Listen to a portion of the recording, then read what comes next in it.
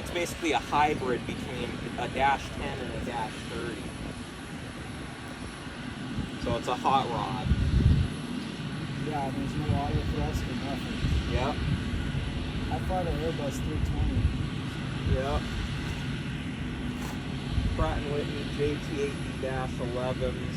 I mean, obviously they're all modified with hush kits and all that to quiet them down, but they're still loud. But yeah, probably out of the 30 DC-9s, I think there's 30 the last time I checked. This is probably the most important one out of all of them. Yeah. Because it's the only one left and there was only 10 produced. And this is the only one that's not scrapped. I don't know what they did with all the other ones, but this is the only one left that's flying and in one piece, that's for sure, of a Dash 21. They've been waiting for Spirit.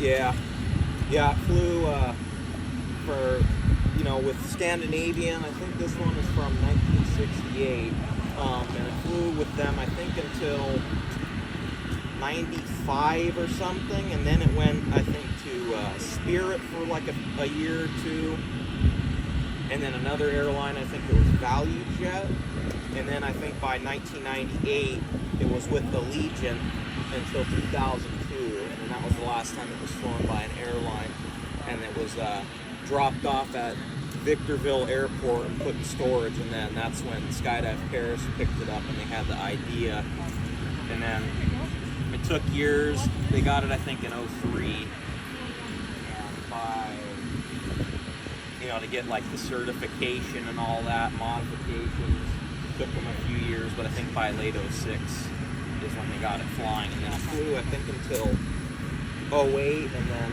they realized the engines needed to be overhauled, because I don't know the last time they the engines were overhauled, because it's like a, you know, a car engine, you know, they can have only a certain amount of cycles and they got to be rebuilt and overhauled.